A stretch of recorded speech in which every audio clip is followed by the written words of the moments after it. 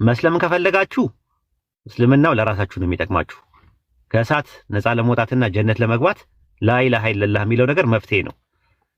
ነገር ግን ጥቅም ነበረኝ እንዲህ ነገር ምናምን ይላሉ። ከዛ በኋላ ይሄ የእንትን ነው የግል ጉዳይ ነው። ስለዚህ ኢኮኖሚ ነው የራሳችሁን ነገር ችላችሁ ነው እንትን የምትሉት። ሙስሊሙ ምንም በዚህ መልኩ የሚረዳው ነገር የለም። ለምን የቸገረው ብዙ ሙስሊም አለ። ከሰለመ ለራሱ ነው። ስለዚህ ሲሰልም የተለየ ትሪትመንት መደረግ የለበትም። የገንዘብ የምናምን ነገር ማድረግ የለባችሁም። እንደዚህ አይነት ነገር የለም።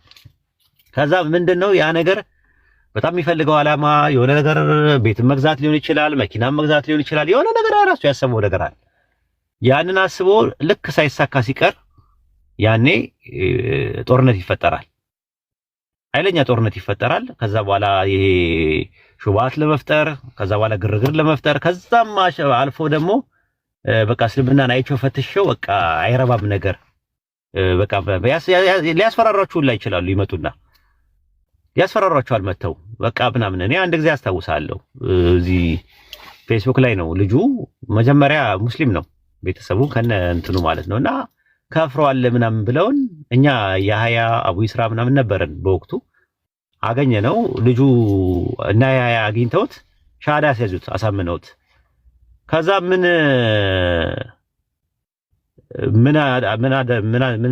ሆነ መሰላችሁ? ከዛ ልጁ እንትን አለ እኔ እዛ ቸርች ይከፈለኛል ምናምን ነገር አለ። ኢትስ ኦኬ ማለት የት ይወድቃል ምናምን ብለን ከዛ በቃ ለጊዜው ለ6 ወር ያክል ምናምን ብለን ያኔ እንደውም እንደዚህ ተቋምም አልነበረም ዋትስአፕ ላይ ገንዘብ እንዲሰባሰብ ምናምን አደረግና አውሮፓ ላይ ምናምን እናቃቸው ልጆች ነበሩ እንደዚህ ነበር ስላቸው።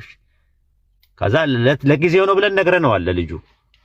ከዛ ከ6 ወር ነው ከ7 ወር በኋላ ቆመ። ለምን ይቆማል አለ። አይ ማለት እኛ እንትን ነው ያው ግዴታ እኮ የለብንም አንተ ራስህ መቻል አለብህ ያው ለጊዜው እንዳትራብ እንዳትጠማ ከሚለው ነው እንጂ አንተ ራስህ እንዴ እኔ እኮ ቸርች ውስጥ እኮ ከዚህ በላይ ነበር የሚከፈለኝ አለ። አይ እንደዛ ቢሆንም እኛ አሁን ከዚህ በኋላ አቅም የለንም ስንለው ለሚደርሰው እንትን በኋላ ላይ ግን እንዳይቆጫችሁ አለ። ምንድነው ለሚደርሰው ኮንሲኩዌንስ ወይም መዘዝ በኋላ ላይ ግን እንዳይቆጫችኋልን ማለት ምንድነው እያስፈራራን ያለው ቀጥ እንዳይቆጫችሁ በኋላ ላይ ግን የሆነ ነገር ለተፈጠረው ነገር ኃላፊነት የለበትም ብሎ ያስፈራራናል። አረ የፈለከው ነገር አድርግ ምንም ችግር የለውም ስንለው በስንተኛው ቀን ጌታ ኢየሱስ በህልሜ ታየኝ ብሎ ወላሂ ሚዲያ ላይ ቀረበ። ወላሂ ነው የምላችሁ ሚዲያ ላይ በቃ ኢየሱስ በህልሜ ታየኝ እዛ የገባበት መንገድ ትክክል አይደለም ብሎ በህልሜ ተገለጣል። ከዛ እንደዛ ብሎ ከፈረ ማለት ነው ተመልሶ። ከዛ በኋላ ደግሞ እንደገና ደግሞ 4 ዓመት ቆይቶ ኡስታዝ አቡ አይደር ጋር ተደውሎ እሱን ማግኘት ፈልጋለሁ እያለ ነው የሆነ ልጅ ምናምን ነገር። ከዛ ማንም ይባል እንደዚህ ከዛ ደወለልኝ ኡስታዝ። ከዛ ደወለና ዝም በለው አልኩት። ዝም በለው ማለት በቃ ከሰለመ ለራሱ ነው እንዲህ አድርጎን ነበረ ምናምን። ከዛ ሚዲያ ላይ መጣ እንትን አለ ምናምን ነገር ከኛ ተደብቀው እኛ ልክ ሲያወሩን ከኛ ተደብቀው ገንዘብ ማሰባሰብ ጀመሩ ለልጁ ማለት ነው። ገንዘብ ማሰባሰብ እየነገርናቸው ገንዘብ ማሰባሰብ ጀመሩ። የሚያበላቸው ሙስሊሙ ማህበረሰብ ነው። ከዛ ልጁ መቋቋሚያ ነው የምፈልገው ምናምን ነገር ብሏቸው ኃይለኛ ገንዘብ ተሰብስቦ መቋቋሚያ አድርገውለት ምን ብለውለት በኋላ ላይ ደግሞ ተመልሶ አሁን ደግሞ ኦርቶዶክስ ሆነ አሉኝ። ራሱ 1 ዓመት ነው የቆየው ኦርቶዶክስ ሆነ አሉኝ። አሁን ደግሞ የት እንዳለ አናውቅም ሚዲያ ላይ ጠፍቷል ራሱ። እና ምን ለማፈልጋችሁ ከመጣችሁ መጀመሪያውኑ ሲጀመር እስልምና ተቀባይነት የለውም። እናንተ አሁን የለመዳችሁት የት ነው? ፕሮቴስታንት ጋር የለመዳችሁት ነገር አለ። ገብቷችኋል? በዘይት በስንዴ ምናምን ነገር አታለዋቸዋል ኦርቶዶክሶችን። እና እስልምና ጋር እንደዛ ያለ ይመስላችኋል። በቃ ይሄ በጥቅማ ጥቅም በምናምን ምንደልል ይሄ በምንድነው ትምህርት ቤት በመስራት ጤና ጣቢያ በመስራት ምናምን ነገር አናምንም። እኛም እንደዛ አይነት ነገር አናምንም። በዛ አይነት ነገር ማለት ከመጣችሁ እስልምናን በደንብ አውቃችሁ ተረድታችሁት በእውቀት ላይ ተመስርታችሁ ሻሃዳ ይዛችሁ ለህይወታችሁ ይጠቅመናል ብላችሁ የምታስቡት ነገር ካለ ትከተላላችሁ። አይጠቅመንም ደግሞ ካላችሁ ደግሞ ሰው በሃይማኖታችሁ መከተል ይችላል። በግዴታ ስለሙልን ብለን አይደለም ይሰለማችሁት። ራሳችሁን ችላችሁ ነው መኖር ያለባችሁ። ከኛ ጋር ምንም የሚያነካካው ነገር የለም። የምትፈልጉበት ዓላማና ኢላማ ሳይመታ ሲቀር በኋላ ላይ መታችሁ ሲቀር በኋላ ላይ መለሳለሁ እንትንላለሁ ምናምን ነገር። ከዛ በኋላ ደግሞ ሙስሊሙ ታች ያለው ሙስሊሙ ስድብ ይጀምራል። ድሮም ሰለምቴዎች ምናምን ነገር ማለት ይጀምራል። ከዛ ማን ይሰደባል? እኔ እሰደባለሁ። እኔም ሰለምቴ ነኝ። ማን ይሰደባል? ጃቢር ይሰደባል። ምንም በማያውቀው ማለት ነው። ማን ይሰደባል? ፒኬ ይሰደባል። ማን ይሰደባል? እንዳለ ሶሻል ሚዲያ ላይ ያሉ ጥሩ እየሰሩ ያሉት እየተንቀሳቀሱ ያሉ መሬት ላይ እየተንቀሳቀሱ ያሉ ሙስሊሞችም ሙስሊም ሰለምቴ ወንድሞችና እህቶች ምንም ያለ አግባብ ያለ ጥፋታቸው ስም ይወጣላቸዋል። ሰለምቴ ማመን እስከ 40 ዓመት ድረስ አትመኑት ምናምን እንዲህ አይነት ነቆራው ላይ ይመጣል። ይሄ ሁላ ነገር የመጣው ምንድነው? ራሳችሁ ሙስሊሞቹ እዚህ ያላችሁ ጥንቃቄ ብታደርጉ ከኢኮኖሚ ጋር የተያያዘ ነገር ሲያወራባችሁ ጸጥ ኢንሻአላህ ሰዎችን እስቲ እናፈላልጋለን አትበሉ። ጸጥ በሉ በቃ ማለት ነው። በቃ ራሱ ከሰለመ ይስለም በቃ ምንም ያገናኛችሁ ነገር የለም። አታስለምዱ ምንም ነገር። ይሄንን ነው የምንለው። ያ ነገር ሳይሟላ ሲቀር ሲነጫነጩ ወይ የሆነ ነገር ምናምን ስታዩ ጥያቄ በትልቁ ጥያቄ ምልክት ውስጥ ጠይቁ። እንግዲህ ትምህርት ነው የሚሆናችሁ ለእናንተ እየነገርኳችሁ። የሆነ ነገር ከበስተኋላ አለ ብላችሁ እንጠርጥሩ ራሱ ማለት ነው። አንድ ሰው ሙስልምናን ላይ ሲቀበልና እንተ ሲል ውልፍጥ ዝልፍጥ ሳይል ወለም ዘለም ሳይል ሰበርሰጋና ወጋነ ቀል ሳይል ቀጥታ ትምህርት ይማራል። እኛ የምናውቀው ትምህርትም ይማራል። ሚዲያ ላይ ደግሞ አትጠቀሙ ማለት አይቻልም። ጃቢር ይጠቀማል ግን እስልምናውንም ይማራል። ፒኬ ሚዲያውን ይጠቀማል እስልምናውንም ይማራል። ያነባልም ያነጻጽራልም ራሱ ማለት ነው። ሚዲያውን አትጠቀሙ። እንደሰለማችሁ ኮንሰንትሬት ማድረግ ካልቻላችሁ ከሚዲያው ራቅ በላችሁ ገለል ብላችሁ ትምህርት ተማሩ። ሪኮሜንዴሽን ነው። ውሳኔው የእናንተ ነው ራሱ ማለት ነው። ውሳኔው የእናንተ ነው። ያ ማለት ሐሳብ ነው የሰጠ ነው። ሐሳብ ስንሰጥ አፈናችሁን እንትናላችሁን ምናምን ነገር አትበሉን። እኛ ማንንም እናፈል አይደለም።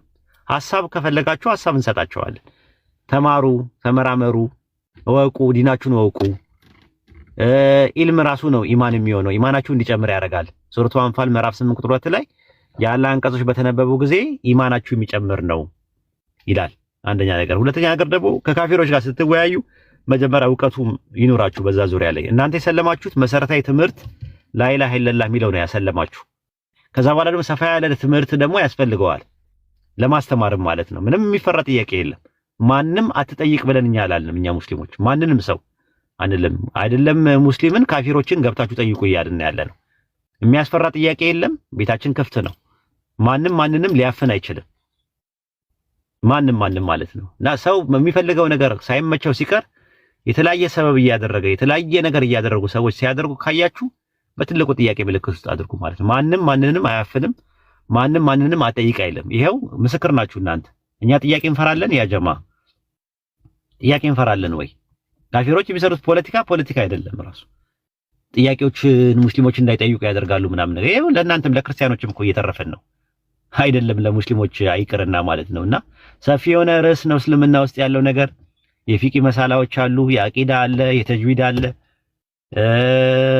ነህው አለ፣ በላጋ አለ፣ ሉጋ አለ፣ ሶርፍ አለ፣ የተለያየ ትምህርቶች አሉ። ያን ሁሉ ሰው ሊመልስ አይችልም። እኛ ካላወቅን አናቅም ነው የምንለው፣ እውቀቱ ከሌለ ማለት ነው። ቀደም አይታችኋል። የፈትዋ ጥያቄ ሲጠይቁ አናቅም ነው ያለው። ማናቃቸውን ነገሮች አናቅም ነው እንጂ የምንለው ጥያቄ አጠይቁ የሚል አካል የለም። ጥያቄ ለምን ጠየቃችሁ የሚል አካል ያለ አይመስለኝም እኛ ሙስሊሞች ጋር ማለት ነውና ያ ፖለቲካው ነው። ፖለቲካው ብሎ ሲያቆም ያቆማል ማለት ነው። ለፖለቲካ ግብአት አትሁኑ ሙስሊሞች። እንትን አትበሉ፣ ኮሜንትም አትስጡ። በቃ ጸጥ ማለት ቅጣት ነው ራሱ። ሰዎች የምትቀጧቸው በምንድነው? በዝምታ ነው የምትቀጧቸው። ሄዳችሁ በየካፊሮቹ ቤት የሆነ ነገር ሲፖስት የሆነ ነገር ሲባል ኮሜንት አትስጡ። እኔ እንደናንተ ብሆን ጸጥ በቃ ኃይለኛ ቅጣት ነው። በቃ ቦታም አልሰጡትም ሙስሊሞች ምናምን ብለው እንትን ይላሉ። እነሱ የሚፈልጉት እናንተም ማናደድ፣ ማብሸቅ፣ ጊዜያችሁን ባልባሌ ነገር ማባከን ነው የሚፈልጉት። ያ እንዳያው ምንድነው ማድረግ ያለባችሁ? ስነ ምግባርና ግብረ ገብ በተሞላው ጸጥ ማለት ነው። ስለዚህ ጥያቄ ያላቸው ሰዎች ወደኛ ላኳቸው። ጃቢርም አለ፣ ሐሰንም ቤት ይከፍታል፣ ሙአይመንም ትከፍታለች፣ ቤት ይከፈታል። ኡስታዝ ጀማልም አለ፣ ቤት ይከፈታል። እዚህ ስትመጡ ሰዎችን ጋብዟቸው፣ ጥያቄ ይጠይቃል። ለክርስቲያኖችን ጠይቁ እያልን እየተናገርን ሙስሊም ጥያቄ ይታፈናል ማለት ይሄ ፖለቲካ ነው፣ ደንበኛ ፖለቲካ ነው ያለው። አይ ቲንክ እንግዲህ ከገባችሁ መልእክቴ ገባችሁ ነው፣ ካልገባችሁ ደግሞ ሰየው ነው። ይሄን ይመስላል። እሺ ኡስታዝ ሽኩራን። እኔ አሁን ያልኩህ ማለት አሁን እነሱ የሞቱ እንዲሁ ኡስታዝ አሁን እንደዚህ እንደ ከተማው ክርስቲያኖች ፈጣሪ ሶስት ነው አንድ ነው። ያው እኔም ስለነበርኩበት እኔ እንዲዛ ብዬ አላምንም ነበር በፊት ማለት ያው የነቢያቶች ሃይማኖት ነው ኦርቶዶክስ ምናምን ብዬ ነበር ማምነው። እስልምና በነብዩ መሐመድ የመጣ ነው ምናምን ብዬ እረዳ ስለነበረ እውነት ነው ብዬ ነበር በፊት ማምነው ማለት ነው። እነሱም እኔ ፍቺ የማምንበትን መንገድ ነው የሚያምኑት አሁን ቤተሰቦቼ ማለት ነው። አያውቁም። እኔ በጥቅም ምናምን ሊባቸው አልሞከርኩም። አይደለም እንደዛ አይደለም። እኔም እንደዛ አላልኩም። ሐሳብ ነው እንደ ነሲያ ነው እንደ አጠቃላይ ነሲያ ነው የሰጠሁት እንጂ አንቺ እንደዛ ታደርጋለሽ ማለት አይደለም። በጥቅሉ አስተምሪያቸው፣ ደዋ አድርጊላቸው፣ መልእክቱን አድርሺ። አንቺ ላይ ያለብሽ ግዴታ መልእክቱን ማድረስ ብቻ ነው። ከዛ ተጠባበቁ፣ እኔ ከአላህ ጋር ከሚጠባበቁት ነኝና በላቸው ነው የሚለው። ስለዚህ አሁን አንቺ ካንቺ መጠባበቅ ነው ያለብሽ። በቃ ለአላህ መስጠት ነው ያለብሽ። ፍርድ ያላህ ነው። በዚህ ሆነው ቢሞቱ ምናምን የሚለው ነገር አትጨነቂ። ከምንም በላይ ደግሞ አላህ አዋቂ ነው። አላህ ጥበበኛ ነው። ያውቃል የእነሱን ችግር ማለት ነው ምን እንደሆነ ያውቃል። እንዴት እንደሚተሳሰባቸውም ያውቃል። እሱ ፍርዱ ያላህ ነው። ስለዚህ አንቺ እንደዚህ አይነት ነገር ውስጥ አትግቢ። መልእክቱን አድርሽላቸው። አህላቅና አደብ በተሞላበት የእናትና የአባት ሀቅ የሚባለው ነገር ተወጪ። እናትና አባት በተለይ በስነ ምግባርና ግብረ ገብሽ በህይወትሽ ስትቀየሪ በእውቀት የጎለበት ስትመጪ እንትን እያሉ ይመጣሉ። ኢንሻአላህ እየተቀየሩ ይመጣሉ። አላህ እድሜና ጤና ይስጣቸውና ጥሩ ነገር ሂዳያ አላህ ይስጣቸው። እድሜና ጤና ሰጥቷቸው ሂዳያ ተወፍቋቸው አንቺም መተሽ እዚህ ምስክርነት መሰጭበትን እንዲህ ብዬ ብያችሁ ነበረ። ከዛ በኋላ ግን ቤተሰቦቼን አላህ ሂዳያ ሰጠልኝ። እነሱም በቃ በጣም እንትን ብለው ማወቅ መመርመር እንትን ብለዋል ምናምን ብለሽ ደስ ብሎሽ የምትናገሪበትን ቀን አላህ ያምጣው ኢንሻአላህ። አብሽሪ። አሜን። እና ጠለል አድርግልኝ። በዚሁ አጋጣሚ የሆነ የከተማ ቦታ ነበርና ሰጡኝና እዛ ላይ ቤት ሰራው። አሁን ደግሞ ክርስቲያን እዛ መውረስ አይቻልም ሐራም ነው ምናምን የሚባል ነገር ስለሰማሁ ነው። እሱን ብታጠቃልልኝ መመለስ እንችላለን። እሱ ኡስታዝ እሱ ጋር ተይጅና ጠይቂዋለሽ። እሺ የውርስ ነገር የምናምን ነገሮች ጋር ኡስታዝ እሱ ሲከፍት ቤት ይከፍታል። ያኔ እንደዛ ነው ታውቃለህ። ፈረጎ ጋኔን ነው ጂኒ ነው እና ጂኒ ነው መጥቶ ከሴት ጋር ተገናኝቶ መጥቆራ የሚባል ልጅ ተወለደ። ከዛ መጥቆራን ክርስትና አስነሱት ማለት ነው ከሁለቱ የሚሆነው። ከዛ የክርስትና ስሙ አቡነ ጼላወ ለጽድቅ ይባላል። አቡነ ጼላወ ክርስቶፎሮስ የሚባል ታውቃለህ? አዎ እኔ ነው ኡስታዝ። አዎ አንተን ነው ሐሰኑን ነው ሰማዕቱ ቅዱስ ክርስቶፎሮስ እንትን የሃይማኖት መወያያ ስለሆነ ኡስታዝ አያውቁም። መወያያ አይደሉም እነሱ ማለት ነው። ስለዚህ አያውቁም። ክርስቶፎሮስ የሚባለው እንደዛ ነው። ከአንገቱ በላይ እንስሳ ነው፣ ከአንገቱ በታች ደግሞ ሰው ነው ራሱ ማለት ነው። ሁለት እንትን ያለው ታውቃለህ? የኦርቶዶክስ ክርስቶፎሮስ የሚባል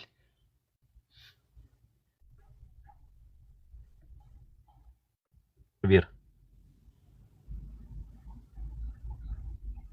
አይበቃችሁም? ለሌላ ቀን ይቀመጥላችሁ። ፈረጎ የሚባል አለ። ከሴት ሰው ጋር ተገናኝቶ መጥቆራ የሚባል ልጅ ራሱ የተወለደ አለ። ከዚያ መጥቆራ ክርስትና ተነሳና የክርስትና ስሙ አቡነ ጼላው ተባለ ማለት ነው። ይከበራል ራሱ ህዳር 29 ቀን ነው። በአመት አንዴ ይከበራል። ታውቃላችሁ ይሄንን? ጃቢሮ ሰምታችኋል? ኡስታዝ ጀማል ሐሰን ቤተክርስቲያን ሰምቻለሁ። መጥቆራ የሚል ነገር ሰምቻ ቃለሁኝ፣ ግን በየጊዜው ይከበርለታል። ይሄን አልሰማሁም። ፈረጎ የሚባል ጋኔል ለጽድቅ ይባላል። በኦርቶዶክስ ታቦትና ቤተክርስቲያን በስሙ ተሰርቶለት ህዳር 29 ቀን በየአመቱ በአመት ይከበርለታል። አሁን የሚያከብሩት ኡስታዝ ኦርቶዶክሶች መላው ኦርቶዶክስ ኢትዮጵያ ውስጥ ያሉ ኦርቶዶክሶች በአጠቃላይ ያምናሉ እንደዛ ብለው። ጠይቋቸው፣ ፈረጎ ማን ነው ብላችሁ ጠይቋቸው። ፈረጎ ማለት ጋኔል ነው ራሱ። ከዛ ከሴት ጋር ተገናኝቶ መጥቆራ የሚባል ልጅ ተወለደ። ያ መጥቆራ የሚባለው ክርስትና ተነሳና የክርስትና ስሙ አቡነ ጼላወ ለጽድቅ ይባላል። ራሱ ጎግል ላይ ብታረጉት ራሱ ታገኙታላችሁ። አቡነ ጼላወ ለጽድቅ የሚባል ሰው ጻድቅ ሰው ተብሎ ማለት ነው። እና በኦርቶዶክስ ታቦት አለው፣ ቤተክርስቲያን አለው። ህዳር 29 ቀን የሚከበረው ማን ነው ብላችሁ ጠይቋቸው።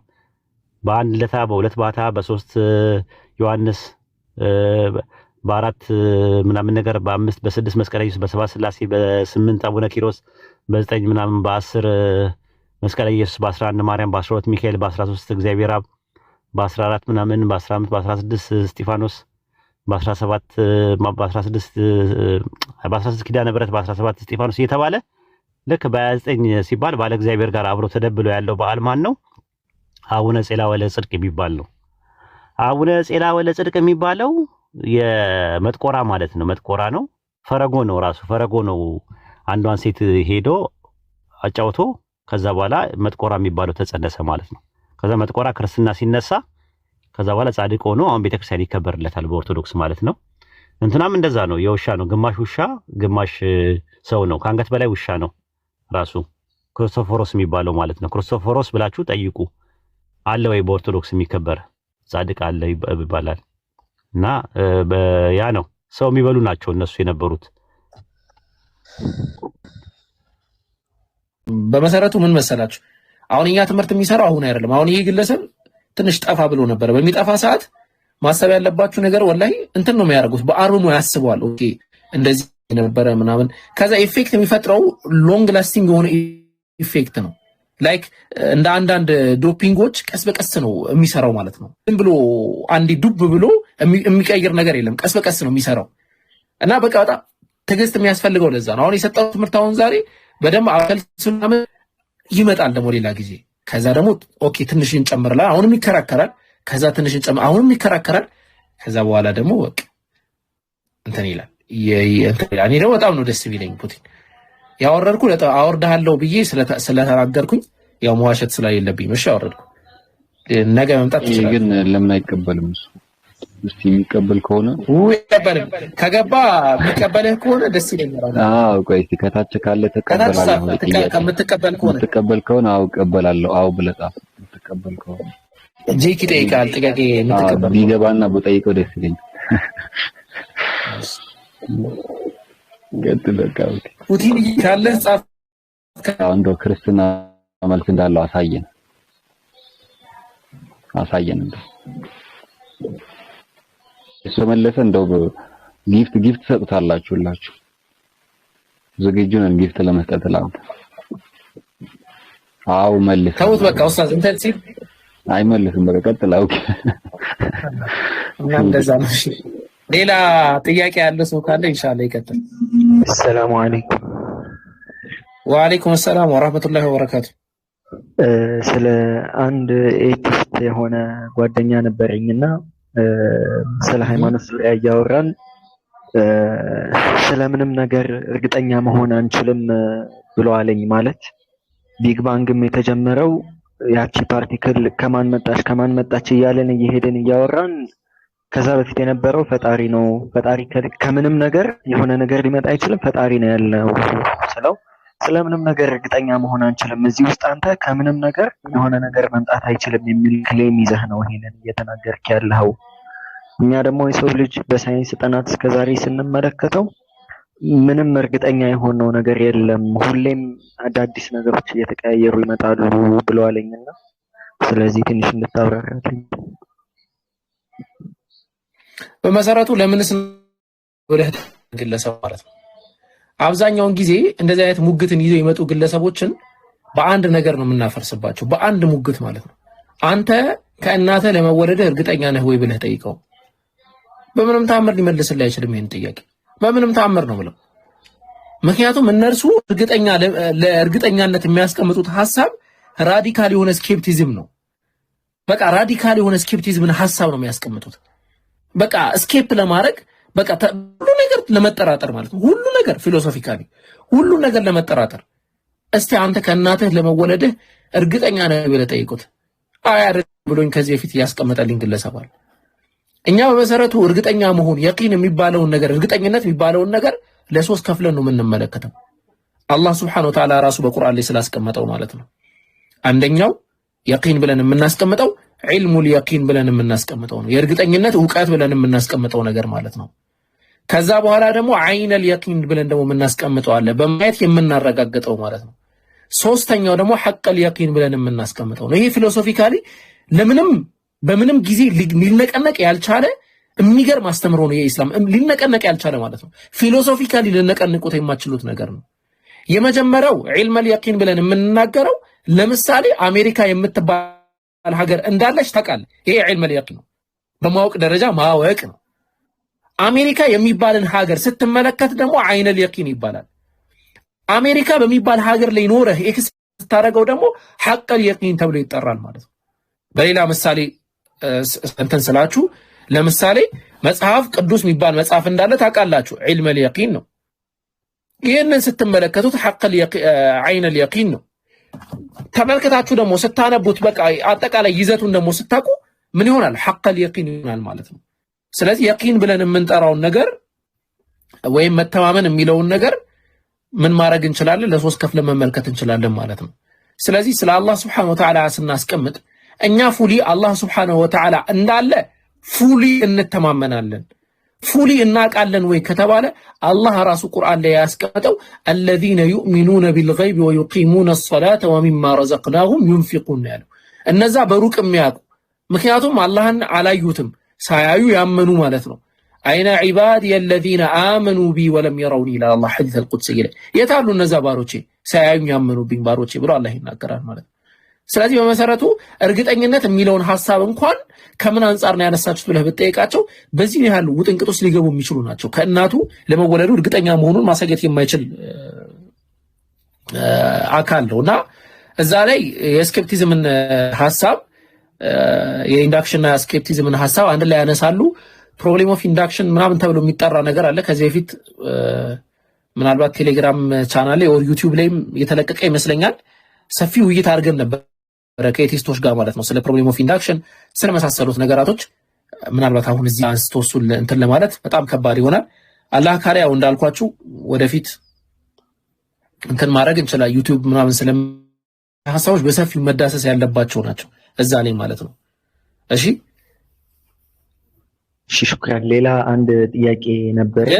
ቆይ እሺ ለሁሉም አመቺ የሚሆንን አንድን ቀለል ያለ ነገር ግን ልንገር።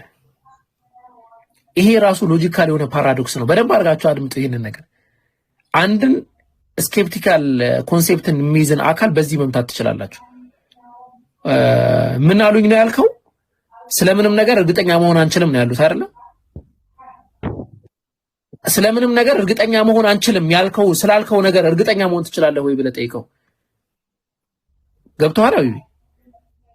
እሺ ስለምንም ነገር እርግጠኛ መሆን አንችልም ካለ እሺ ስለዚህ ንግግር እርግጠኛ መሆን ትችላለህ ወይ? ይሄ ፓራዶክስ ነው።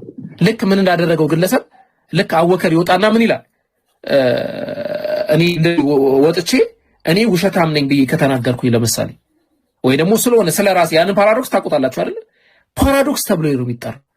ስለምንም ነገር እርግጠኛ መሆን አንችልም ከተባለ በተቃራኒው ስለተናገርከው ነገር እርግጠኛ መሆን ትችላለህ ወይ ብላችሁ ነው የምትጠይቁት ማለት ነው። መልስ አይኖራቸውም። ይሄ ራሱ ፓራዶክስ ነው። እንደዚህ አይነት ፓራዶክስ ደግሞ ተቀባይነት ያላቸው አይደሉም። ጋፖች አሉ። ጋፖችን የምንሞላበትን መንገድ የመሳሰሉትን ነገር ከዚህ በፊት ዲስከስ አድርገናል ከኤቲስቶች ጋር። ኢንሻአላህ ሰፋ ብለን ደግሞ በቅርቡ ዩቲዩብ ላይ የተለያዩ ሐሳቦችን ከዳሰስን በኋላ እንትን ማለት እነዚህን ፖይንት ደግሞ በደንብ አድርገን እናብራራዋለን በአላህ ፍቃድ ማለት ነው። ጄክ መጨመርለት ነገር ካለ እንትን ብል ጨምርለት። አይ ነው በቂ ነው። ገማው መከራከር ነው ከነሱ ጋር በነገራችን ላይ ገማው ራሱ እየተከራከረ ስለሆነ እርግጠኛ መሆን አንችልም ካለ እሱ ራሱ የሚናገረው እንዴት እርግጠኛ ሊሆን ይችላል? ይሄ ትልቅ ጥያቄ ነው። በመሰረቱ እሱ መኖሩ ራሱ እርግጠኛ ነው። በህልም ቢሆን አይ በህልም አይደለም። ሁሌ እንደዚህ አይነት ሰው ስኬፕቲዝም የሚባለው ሳቦት ያለው ሰው ሁሉ ነገር ሰርችንግ ቱ ቬን ነው ብሎ የሚያምን አካል፣ ሁሉ ነገር ጥርጥር ነው ብሎ የሚያምን አካል መጀመሪያ አንተ በህልም ነው ያለው ወይስ በእውነት ነው ያለው? ከቅድሙ ጥያቄ በኋላ የምታመጣው ጥያቄ ይሄ በህልም ነው ያለው ወይስ በእውነት ነው ያለው? ኧረ አይደለም በህልም አይደለም በእውነት ነው ያለው ይላል። በእውነት መኖርን አረጋግጥልኝ በል። ለማረጋገጥ የሚሄድባቸው መንገዶችን ስቴፖችን ትይዛለህ አንተ። ይኸው በዚህ ይሄ በዚህ ያንን ይዘህ አንተ ራሱ ፈጣሪ መሆኑን ማረጋገጥ ትችላለህ። እሱ በሄደበት መንገድ ግን ድግም ካልከ ግን ያው ልታሳምነው ትችላለህ በህልም ነው ብለህ ማለት ያው ሁሉ ነገር ከኤቲስቶች ጋር በገገማ ነው። ባህላዊ ቴስት ነው እኛ ጋር ያለው እንጂ ይሄ በንባብ ምናምን የመጣ ቴስት የለም። ባህላዊ ቴስት ነው ያለው። አይላ ኩላል አቡበክር ያለህን አሪፍ መልስ ነው። ምንም ተጨማሪ ማድረግ ነው ያለው።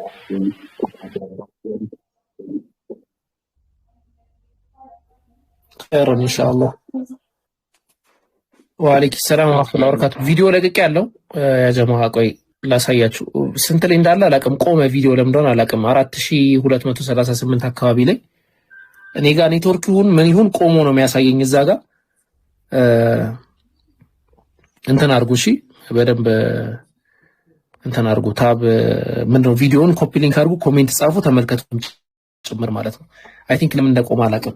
እናንተ ጋር ስንት እንደሚታያችሁ ንገሩኝ። እሺ መቀጠል ትችላለህ አዩ ከጨረስክ። ከዛ ኦኬ ወደ 5000 ምን ሄዷል። ኡክቲ ብሎክ አድርጉልኝ እስቲ። ኡክቲ ሁሌ ደግሞ ስሳሳት ሰዓት ትመጣና ትጽፋለች። ስሳሳት ሰዓት ማለት ነው የሆነ ነገር ስሳሳት ትጽፋለች። እሺ 5000 ምናምን ነው። ኦኬ ማሻአላህ ጥሩ ነው። አይ በደንብ ታይቷል ማሻአላህ። ከዚህም በላይ መታየት ይጠበቅበታል። ቀጥል ሀቢቢ።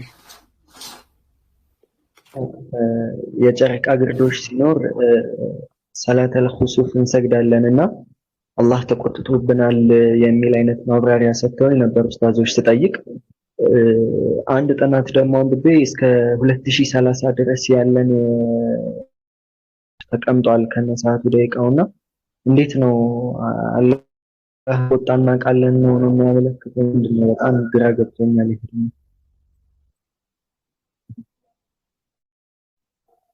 እስቲ ድገሞ ምንድነው ያልከው? የጨረቃ ግርዶሾች እስከ 2030 ድረስ በምን ያህል ደቂቃ እንደሚቆዩ በመችለት እንትን ተብሏል። ሰላተል ኹሱፍ ደግሞ ሰግዳለን መስጊድ ልክ ጨረቃ ግርዶሽ ሲመጣ ማለት ነው። አላህ ተቆጥቶብናል የአላህ ቁጣ ነው ተብሎ ነው ኡስታዞች ያስተማሩኝ እኔም ስቀራ ሐዲስ ማለት ነውና እሺ እስከ 2030 አላህ ይቆጣና ቃለን ነው ወይስ ግራ ገብቶኛል ትንሽ እዚህ ላይ። ኦኬ አላህን ቁጣና ቃለን ማለት ነው ወይ ነው ጥያቄ አይደለ? خير اصلا النبي محمد صلى الله عليه وسلم ስለ ኹሱፍና ስለ ኩሱፍ ሲናገሩ በደንብ አድርገው አስቀምጠዋል። እነዚህ ኹሱፍና ኩሱፍን አስመልክቶ የፀሐይና የጨረቃ ግርዶሾች የአላህ ምልክቶች ናቸው። በሰው ልጅ ሞት ወይም ህያውነት ምክንያት አይጋዱም። ነገር ግን አላህ ባሮቹን በእነርሱ ያስፈራራል። ይህንንም ስትመለከቱ ወደ አላህ ጸሎት በማድረግ ቸኩሉ ብለው ነብዩ መሐመድ ሰለላሁ ዐለይሂ ወሰለም ራሳቸው ተናግረዋል። ከማ ፊ ሰሒህ አልቡኻሪ ትክክለኛ የሐዲሱ ነስ ብየዋለሁ አላልኩትም የሚለውን እንትን ባልልም ማለት ነው። ሁለተኛ ሳይንሱ ያገኘው ግኝት አለ ወይ? አዎ ያገኘው ግኝት አለ። ለምሳሌ በቅርቡ መምህር ሮዳስ ታደሰ እንደዚህ ነገር ይከሰታል ብለው የሆነ ነገር አስቀመጡና በጣም እንደ ትልቅ ዕውቀት በቃ ተደርጎ እንትን ተባለ። አንዳንድ ሰዎች እኮ ዓለማችን ላይ ማንም እኮ የሚያውቀው ዕውቀት ነው፣ ማንም የደረሰበት ነገር ነው፣ አዲስ ነገር አይደለም ብለው አንዳንዶች ተሳልቀውበታል። ነገር ግን ይህ መሆኑ የአላህ Subhanahu Wa Ta'ala ትልቅ የሆነ ጥበብ አለው፣ አስቀድሞ ማወቅ መቻሉ ማለት ነው። አዎ ይታወቃል። ያ ደግሞ የአላህ Subhanahu Wa Ta'ala ትልቅ የሆነ ጥበብ አለው ማለት ነው። ምናልባት ሰፋ ያለ ሰዓት ወስጄ ይሄን ማብራራት መፈልገው ከዚህ በፊት መረዳትና መገንዘብ ያለብን ፖይንት ስላለ አላህ Subhanahu Wa Ta'ala ፍጥረታትን ሲፈጥር ነገራትን ሲያደርግ እያንዳንዱ ነገራቶች ያደረገው ስቴፕ ባይ ስቴፕ ነው። መሰረት በመሰረት የሆነ ነገር በሆነ ነገር እያደረገ ነው አላህ ያደረገው ማለት ነው። ያንን ያደረገበት ምክንያት አንደኛ እኛ አላህን እንፈራ ዘንድ ነው። ሁለተኛ እኛ ዕውቀትን እንድናቀና እነዛን ስቴፖች ተከትለን አላህ እንድናረግ የፈቀደልን ነገር ማረግ እንደምንችል ነው። ለምሳሌ እጽዋት ይራባሉ። የሰው ልጅ እጽዋት የሚራቡበትን ስቴፕ ተከትሎ እጽዋትን ለማራባት ይሞክር ማራባት ይችላል። ነገር ግን በምን بإذنillah በአላህ ፍቃድ ማለት ነው። በተመሳሳይ ደረጃ እንቁላል ምንድነው የምትባለው በዶሮ ውስጥ ይታቀፋል። ሲታቀፍ የሚታቀፍበት የራሱ የሆነ ምን አለ ሴንቲግሬድ አለ። ለምሳሌ 30 ከሆነ ወይ 20 ከሆነ ወይ እንደዚህ ከሆነ ከዛ ሴንቲግሬድ በለጠም ካነሰም ችግር ነው። ራሱን ኤግዛክትሊ መሆን መቻል አለበት። ያ የአላህ ሂክማ ነው። ለምሳሌ የአላህ ጥበብ ነው። አንን የአላህን ጥበብ ግን ሰዎች ኢንኩቤተር የሚባል ማሽን ሰሩና ይህንን ራሱ አጠኑና ምን አደረጉ? ኦኬ እዚህ ጋር 30 ሴንቲግሬድ ከሆነ ይህንን ሴንቲግሬድ ወደዚህ ኢንኩቤተር እናምጣውና እንቁላሉን በዚህ ላይ እናብራው። ዋይኖት ለምን አይሰራም? ይሰራል፣ ሰራም ማለት ነው። ገብቷል? ስለዚህ አላህ ያስቀመጣቸው ነገራቶች አንዳንዶቹን ከአላህ በቀር ከኻሊቅ በቀር ረብ ከሆነ አካል በቀር ማድረግ የማይቻል ሌላውን ነገር ደግሞ በመስራት ደረጃ በማወቅ እንኳን አይደለም በመስራት ደረጃ ልናደርጋቸው የሚቻሉ ነገራቶች ናቸው ማለት ነው። ስለዚህ ኹሱፍና ኩሱፍ የአላህ Subhanahu Wa Ta'ala አያቱ ሚን አያቲላህ የአላህ Subhanahu Wa Ta'ala ምልክቶች መካከል ናቸው። ለሰው ልጅ መሞት ወይም ለሰው ልጅ የሆነ ነገር መሆን ምክንያት በሐዘን በተለያየ ነገር ምክንያት የሚመጣ አይደለም። የነብዩ ልጅ ሲሞት የሚሆን የሆነ ነገር ሲፈጠር የሚፈጠር አይደለም በምንም ተአምር። ግን የምንም ይሆን ነው የአላህ Subhanahu Wa Ta'ala ሰዎችን የሚያስፈራራበት ነው ማለት ነው። ያንን ደግሞ የተለያዩ ምልክቶችን አላህ ያሳየ ምናልባት ሊመጣ እንደሆነ ሰዎች ሊያውቁበት ይችላሉ። ነገር ግን አልዕብረቱ ሊመን ይዕተበር መጨረሻው መገሰጽ ለተገሰጸ አካል ነው። በዛ ኦኬ እንደዚህ ነው ወይ አላህ ይቅር ይበለኝ። ይሄ እኮ የሚያሳየው አላህ Subhanahu Wa Ta'ala ይህንን ብርሃን መሸፈን እንደሚችል ነው። አንዳንዴ ኩሱፍ የመጣ ጊዜ ጨረቃ ላይ ደግሞ ኩሱፍ የመጣ ጊዜ ደግሞ ሌላ ነው። በጣም ነው የሚያስፈራው አጠቃላይ ድባቡ ማለት ነው። ስለዚህ ዱዓ ኢዕቲባር እንድናረግበት ነው። ይሄ አላህ Subhanahu Wa Ta'ala ሕክማ ነው። አላሁ አዕለም አስሉ ያ ነው።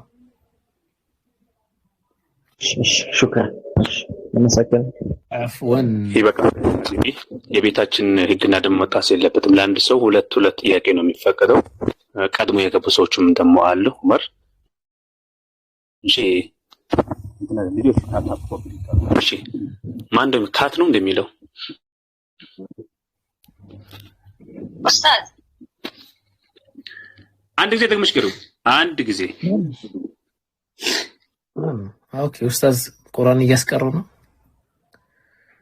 ሰላም አለይኩም ኡስታዝ። ወአለይኩም ሰላም ወራህመቱላሂ ወበረካቱ። ጥያቄ ምን መሰለህ እኛ የነብዩ ኡመቶች ለነብዩ ሰለላሁ ዐለይሂ ወሰለም ቁርአን እንደተወረደላቸው ለነሱ ቁርአን ከወረደላችሁ በኋላ ወደኛም ተላልፏል ቁርአን እንድንቀራ እንድንሐፍዝ እና ከነብዩ ሰለላሁ ዐለይሂ ወሰለም በፊት የነበሩ ነቢያቶችም እንደዚሁ መጽሐፍ ተሰጥቷቸዋል። ኢንጂል ተውራት እንደምንላቸው አይነቶች ማለት ነው። እና እነዛ መጽሐፎች የነዛ ነቢያቶች ትውልዶች እንዴት ነው አሁን እኛ ቁርአን መቅራት ግዴታ እንደተደረገብን ቁርአንን በሰላት ላይ እንደምንጠቀመው እነሱ ያንን መጽሐፍ ያነቡት ነበር ወይ አሊያም ደግሞ በሰላቶቻቸው ላይ ይጠቀሙት ነበር? አላቅም አላሁ አዕለም። በሰላቶቻቸው ላይ ይጠቀሙባቸው ነበረ ነው አላሁ አዕለም አላቅም። ነገር ግን ያነቧቸው ነበረ። አዎ ያነቧቸው ነበረ። አላህ Subhanahu Wa Ta'ala ቁርአን ላይ ስላስቀመጠ ማለት ነው። በደንብ አድርጎ አላህ Subhanahu Wa Ta'ala አስቀምጧል ቁርአን ላይ ማለት ነው። እንዲሁም ደግሞ እና الذين يحملون أسفارهم ብሎ እንዳስቀመጠው ደግሞ አላህ Subhanahu Wa Ta'ala ከነዛ መካከል ደግሞ ዝም ብለው ለግል እንትናቸው ዝም ብለው ተሸክመውት አንብበውት ይዘውት የማይጠቀሙባቸው አካላቶች እንዳሉ ተቀምጧል። ነገር ግን ሰላታቸው ላይ ሪሳይት ያረጉባቸዋል ወይ የሚለው ላይ والله اعلم ያንን ስለማናቅ ነው። የተገለጸልን ነገር የለም በሐዲስም በቁርአን። አይ ቲንክ ከዛ አንፃር ነው ምናልባት የኔም የውቀት ሊሚቴሽን ግን በሐዲስ በቁርአንም የተገለጸ ነገር አላውቅም በዚህ ዙሪያ። ትኛው ጥያቄ ደግሞ ስራ እየሰራ ቁርአን መስማት አሊያም ደግሞ ዚክር መዘከር ሰላዋት ማውረድ ይቻላል? ጀዛኩሙላህ። ይሄንን በአብዛኛው በዑለማዎች አቋም መሰረት አዎ በደንብ ነው የሚቻለው። እንደውም አፍضل ነው ብለው ነው የሚያስቀምጠው ማለት ነው። በዚህ ዘመን ሰው ልጅ የተለያየ ነገርን ሲሰራ ሪላክሴሽን በሚል ተራ በሆነ ነገር ክላሲካል ያላቸው ነገራቶችን ዘፈንን የመሳሰለው ነገር እያዳመጡ እንትን የሚሉበት ሁኔታ ነው ያለው። ይሄ በጣም ስህተት ነው። የአላህን Subhanahu Wa Ta'ala ቃል ቁርአንን በቁምም ሰዓትም በመንራመድም ሰዓትም በመንተኛም ሰዓትም በመንንቀሳቀስም ሰዓት በመሳሰለው ሰዓት የአላህን Subhanahu Wa Ta'ala ቃል እየሰማን መተኛታችን ለኛ በረካ ነው የሚሆነው። ቁርአን በረካ በዛቱ ሳይሆን በማዕናዊ የሆነ ነው ያለው። በረካ ሁለት አይነት ነው። አንደኛው በረከቱን ዛትያ ወበረከቱን ማዕናዊያ። ዛት የሆነ በአካሉ ምሳሌ ቁርአኑን ራሱ አንስተን ስንነካው አይደለም በረካ ያለው ማዕናዊ ነው። ውስጡ ነው በረካ ያለው ማለት ነው። በማድመጥ ላይ አጅር አለው፣ በመቅራቱ ላይ አጅር አለው፣ ተደብር በማድረጉ ላይ ማለት ነው። ስለዚህ ከዛ አንፃር መደረግ ያለበት ነገር ምንድነው? ቁርአንን ማድመጡ ላይ የተሻለ ነው የሚሆነው። ስራም ስንሰራ ሊሆን ይችላል የተለያዩ ነገራቶች። እንደዛ ከሆነ ይሄ አላህ Subhanahu Wa Ta'ala فإذا قرئ القرآن فاستمعوا له وأنصتوا ከሚል የቁርአን አንቀጽ ጋር አይለያይም ወይም አይጋጭም ወይ ይላሉ። ኖ ይጋጫል ብለን አናስቀምጥም። አው ማዳመጥ የሚለው ነገር ሁዱር የሚባለውን ነገር በተቻለ መጠን ለማድረግ መሞከር፣ ቁርአንን እያዳመጥን የተለያዩ ተግባራት መፈጸም ያ የተሻለ ነው። ወላሁ አዕለም። እንደዛ አድርጉ። ጀዛኩሙላህ ኸይረን። እሺ ሌላ ሲቀጥል። ሰላም አለይኩም። ወአለይኩም ሰላም ወራህመቱላሂ ወበረካቱሁ። ኦኬ ያንተ ኪታቦች በአፓሉ እንዴ አፕሊኬሽን የሉም? ኪታብ ስትይ ሌላ ነገር እንዳይመስልሽ መጽሐፍ ለማለት ነው። እሺ ያጀማ ኪታብ ያለችው እንዴ ትልቅ ኪታብ ጽፏል ምናምን ብለው ደግሞ እዚህ ጋር ሰሞኑን ራሱ አልቻልኳቸው ኪታብ ጻፈ ምናምን ብለው እንትን እንዳይሉ። ኪታብ መጽሐፍ ማለት ነው። እሺ መጽሐፍ የለም በአፕ። የት ሀገር ነው ያለሽው? ዱባይ እኮ ዱባይ እኮ አለ መጽሐፍ። መግዛት ካልቻልሽ ደግሞ እኔ ስጦታ ሰጥቻለሁ። ምን ችግር አለ? እሺ ሽክራን። እና አሁንም ጥያቄ አለኝ። በመስጂድ አልአቅሳ ውስጥ ማለት ነው የሆነ ልዩ ቦታ አለ። ያ ቦታ ምንድነው? የሆነ ከላይ እንትን ሆኖ የሚሰገድ ምናምን ከስር ደግሞ ልዩ ነገር እንግዲህ አንቺ ነው ልዩ ነገር ያልሽው። እኔ አሁን ልዩ ነገር ያልሽው የትኛው? ብዙ ልዩ ነገር ሊኖር ይችላል። ቁበተል ኸድራ ልዩ ነገር ያልሽው ማለት ነው። والله አለም። ኦኬ ባለፈው በላይቭ አይቼ ነበረ እና ደግሞ በቀደም ጁማ ላይ እንትን በላይቭ ሲከታተላቸው ነበረ። ጁማ ሲሰግዱ በሁለት ረካ እያሰላመቱ ነው የሚሰግዱት። እኮ እየተቀያየሩ ነው የሚሰግዱት። ለዛ ነው ያኔ ጁማ ሰዎች ይሰግዳሉ እኮ ሁለት ረካ ለምሳሌ እኛ ከሰገድን በኋላ ሌሎች ነው ይመጡና ሁለት ረካ ይሰግዳሉ ነው። እንደዛ ነው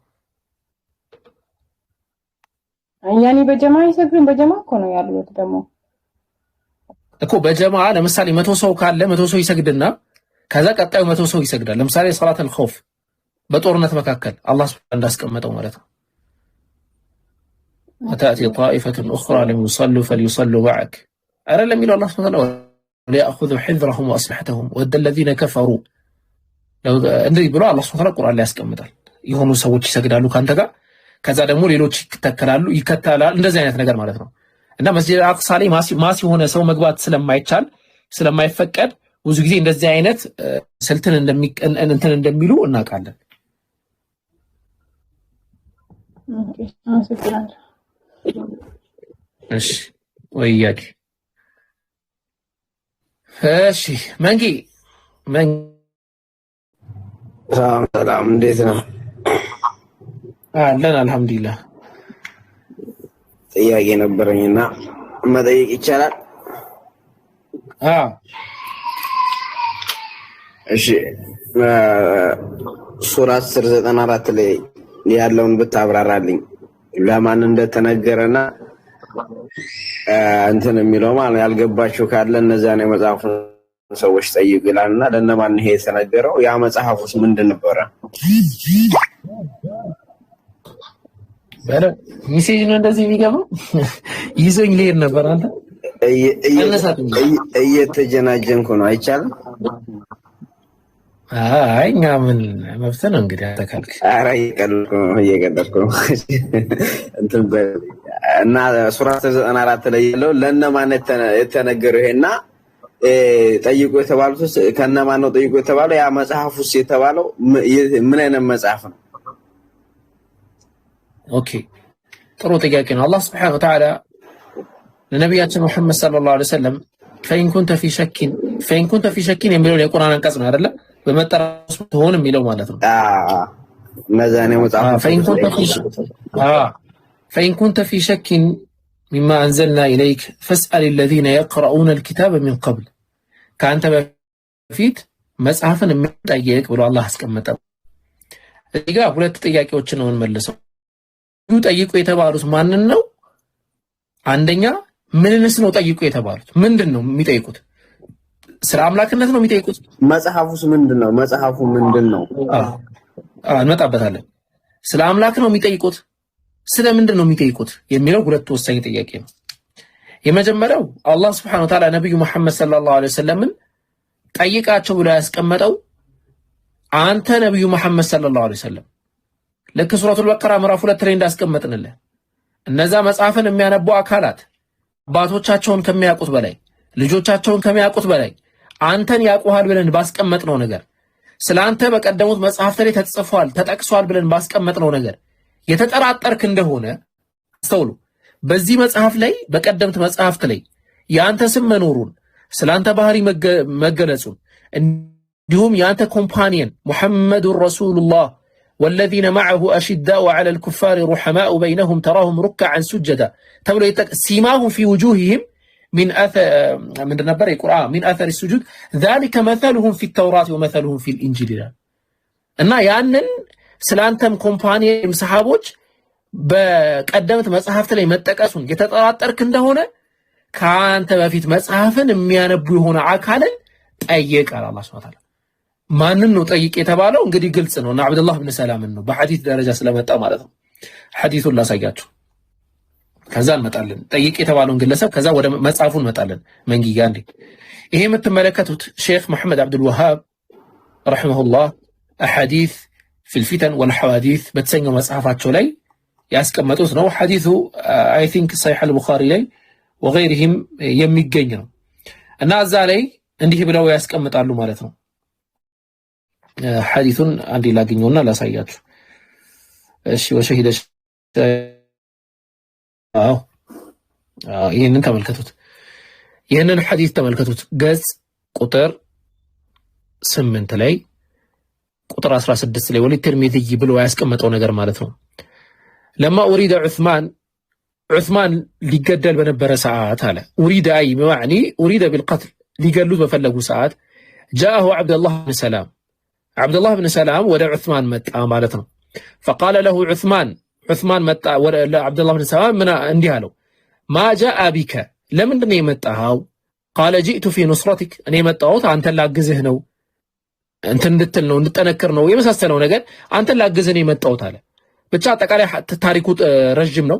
فقال ايها الناس እናንተ ሰዎች ወይ انه كان اسمي في الجاهليه فلان በጅህልና ላይ ያለው ወይም ደግሞ ክርስቲያን ያለው ስሜ እንትና ነበረ። فسماني رسول الله صلى الله عليه وسلم عبد الله የአላህ መልእክተኛ ነብዩ መሐመድ ግን የአላህ ባሪያ ብለው መልሰው ነግረውኛል ወይም ብለውኛል። ونزلت في آية من كتاب الله የአላህ Subhanahu Wa Ta'ala አያ ወይም ደግሞ የአላህ Subhanahu Wa Ta'ala አንድ ቃልም ወርዶብኛል በኒ ምን የሚለው وشهد شاهد من بني إسرائيل على مثله فآمن واستكبرتم كبني إسرائيل የሆነ አካል በዚህም መስካሪን መሰከረ እናንተ ግን فآمن እሱ አመነ እናንተ ግን واستكبرتم ምን ሆናችሁ ኮራችሁ ብለ የተቀመጠውና قل كفى بالله شهيدا بيني وبينكم ومن عنده علم الكتاب የእውቀት ባለቤት የሆነው ነጃሺ ነው ብሎ የሚያስቀምጠው አሉ። ዘበዘገባ ደረጃ ጠንካራ ይሄ ነው አብዱላህ ብን ሰላም የሚለው ነው። አብዱላህ ብን ሰላም ومن عنده علم الكتاب ተብሎ የተጠቀሰው እሱ ነው። ዕውቀት ያለው ያንን የማንበብ ዕውቀት ያለው ተብሎ የተጠቀሰው ማለት ነው። በዚህ ሐዲስ ላይ ነብዩ መሐመድ ሰለላሁ ዐለይሂ ወሰለም አብዱላህ ብን ሰላምን እንዲሁም ሌሎቹን ተመሳሳይ የሰለሙ አካላትን እንዲጠይቁ ነበር የታዘዙት ማለት ነው። ቤት የትኛውን መጽሐፍ ነው ከተባለ በጊዜው የነበረው ኦሪትን መጽሐፍ የሚያነቡትን ነው የተባለው። በጊዜው የነበረውን የኦሪትን መጽሐፍ የሚያነቡትን ምክንያቱም በተበረዘው በኦሪት መጽሐፍ እንኳን አሁን በሚገኘው በዚህ እንኳን አጠቃላይ በብሉይ ኪዳንና በሐዲስ ኪዳን ጭምር ነብዩ መሐመድ ሰለላሁ ዐለይሂ ወሰለም ስለተጠቀሱ ነው። አላህ ተጠቅሰሃል እያላቸው ነው። እንዲሁም ደግሞ ቁርአን ላይ አላህ Subhanahu Wa Ta'ala ወረፈዕና ለከ ዚክረክ ብሏል። መወሳትህን አብዝተናል ብሏል። እዚህ መጽሐፍት ላይ ራሱ በሺዎች የሚቆጠሩ ትንቢቶች ስላሉ እነዛን የሚያነቡትን አካላት ስላንተ ትንቢት መነገሩን ጠይቃቸው ብሎ አላህ አስቀመጠ ማለት ነው። ቀጥል መንጊ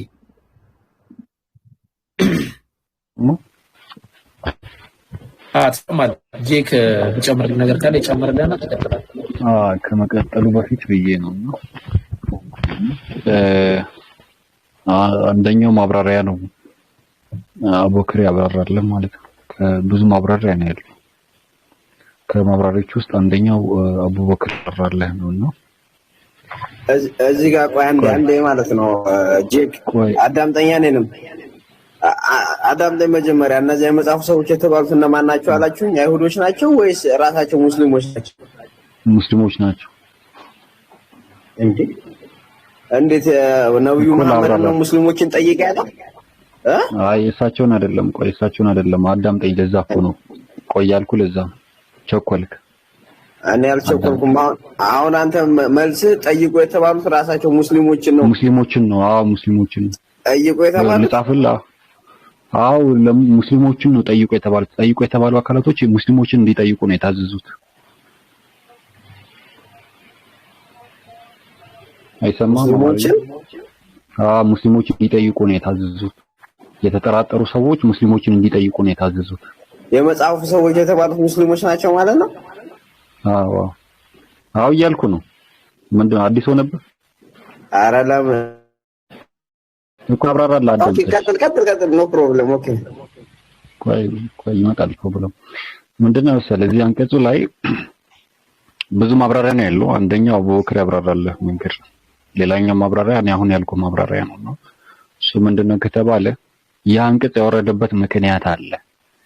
فإن كنت في شك مما أنزلنا إليك فاسأل الذين يقرؤون الكتاب من قبلك لقد جاءك الحق من ربك فلا تكونن من الممترين አለ። ይህ አንቀጽ ምን ማለት ነው ከተባለ ይህ አንቀጽ ያወረደበት ምክንያት አስተውሉ። ነብዩ ሰለላሁ ዐለይሂ ወሰለም በተላኩ ጊዜ ሰዎች ወደ ሶስት ተከፈሉ። ነብዩ ሰለላሁ ዐለይሂ ወሰለም ነብይ ተደርገው በተላኩ ጊዜ እሳቸው እኔ ነብይ ነኝ ከአላህ ዘንድ የተላኩ ነብይ ነኝ ባሉ ጊዜ ሰዎች ወደ ሶስት ተከፈሉ። ወደ ስንት ተከፈሉ? ወደ ሶስት ተከፈሉ። የመጀመሪያዎቹ አመኑ በእሳቸው። አዎ አንተ እውነተኛ የአላህ መልእክተኛ ነህ፣ እውነተኛ ሰው ነህ፣ የአላህ መልእክተኛ ነህ በማለት አመኑ። እነዚህ አካላቶች እነማን ነው የሚባሉት? ሰሃቦች ይባላሉ። የመጀመሪያው ማለት ነው። ሰዎች ወደ ሶስት ተከፈሉ። ነብዩ ሰለላሁ ዐለይሂ ወሰለም ነብይ ተደረገው በተላኩ ጊዜ የመጀመሪያዎቹ በእሳቸው እውነተኝነት አመኑ። እነዚህ ሰሃቦች አማኞች ናቸው፣ ሙእሚኖች ናቸው። ሁለተኞቹ ደግሞ ካዱ። ምን አደረጉ? ካዱ። አንተ መጅኑን ነህ፣ አንተ ሻዒር ነህ፣ አንተ ካሂን ነህ፣ ደጋሚ ነህ፣ ውሸታም ነህ፣ ገጣሚ ነህ እያሉ በነብዩ ሰለላሁ ዐለይሂ ወሰለም ካዱ። ካዲዎች ናቸው፣ ግልጽ የሆኑ ካዲዎች። የመጀመሪያዎቹ ግልጽ የሆኑ አማኞች፣ ሁለተኛ ግልጽ የሆኑ ካዲዎች ናቸው። በዚህ መካከል ሶስተኛው አካል ተፈጠረ። ሶስተኛው አካል ማን ነው ከተባለ ከአማኝም አልሆነም፣ ከመጀመሪያዎቹ ማለት ነው። ከመጀመሪያዎቹም አልሆነም፣ ከሁለተኞቹም በግልጽ እንደካደው አልካደም። ደጋሚ ነህ ገጣሚ ነህ እያለ በግልጽ አልካደም። ምን አይነት አካል ተፈጠረ? የሚጠራጠር አካል ተፈጠረ። እውነተኛ ነብይ ይሁን እንዴ እያለ፣ ኧረ ውሸታም ይሁን እውነተኛ ይሁን እያለ የሚጠራጠር አካል ተፈጠረ። ያንን አካልን አስመልክቶ አላህ ምን አለ? فإن كنت في شك مما أنزلنا إليك ወደ አንተ በነብዩ ሰለላሁ ዐለይሂ ወሰለም በኩል ባወረድነው ላይ በጥርጣሬ ውስጥ ብትሆን አለ። ያን የተጠራጠረውን ሰውዬ ግለሰቦችን እያናገረ ማለት ነው። فإن كنت في شك مما أنزلنا إليك በነብዩ ሰለላሁ ዐለይሂ ወሰለም በኩል ወደ አንተ ባወረድነው ላይ በጥርጣሬ ውስጥ ብትሆን አለ فاسأل الذين يقرؤون الكتاب من قبلك ካንተ በፊት መጽሐፉን ያነቡ የነበሩ ሰዎች እንደ አብዱላህ ኢብኑ ሰላም ያ የተበረዘው መጽሐፍ ውስጥ የነብዩ ዐለይሂ ሰላም መገለጫ ነበር። እውነተኛ ነብይ መሆናቸውን የሚገልጽ ነበር። ያንን አይተው ያመኑና የሰለሙ እውነትን የተቀበሉ እስልምናን የተቀበሉትን እነዛ አማኞቹን ጠይቃቸው አለ። ቀጥሎ ምን አለ? لقد جاءك الحق من ربك በርግጥ እውነቱ ከጌታ ዘንድ መጥቶልሃል። ስለዚህ ምን አለ? ከተጠራጣሪዎች አትሁን። فلا تكونن من الممترين ከተጠራጣሪዎች አትሁን ብሎ ገለጸልን። ይሄንንም አስመልክቶ ሌሎች ሰዎች መሆናቸው እዛው ቀጥለን ከ94 በኋላ 104 ላይ ብንመለከት እነዛ ለተጠራጣሩ ሰዎች እንዲህ በላቸው ብሎ ይገልጽልናል ማለት ነው። እሳቸውን አስመልክቶማ በግልጽ ተፍሲር ጠበሪ ላይ ሐዲስ ላይ እንደመጣው ሙርሰል በሆነ ዘገባ ላይ ላአሽኩ ወላ አስአሉ በማለት ይናገራል። ላኪን في سنده نظر ሰነዱ ላይ እይታ ቢኖርም ማለት ነው። ስለዚህ ብዙ ማብራሪያ ያለው ከነዚህም ውስጥ አቡኪም እንዳብራራለ ይሄንን ማብራሪያ ያለ ማለት ነው። አቡኪ ይቀጥል። መጽሐፉ ምንድን ነበረ? መጽሐፉ መልስልኝ አንተ። ጻፍ ነበር ባይብል ግን አይደለም። የተበረዘ ምንድን ነበር መጽሐፉ ነው ያልኩህ? መጽሐፉ ችግር የለም ያልተበረዘም ብለው ወሰደው ክፍል ኦኬ መጽሐፉ ምንድን ነበረ? ተውራት ነበር። ተውራት ማለት ኦሪት ተውራት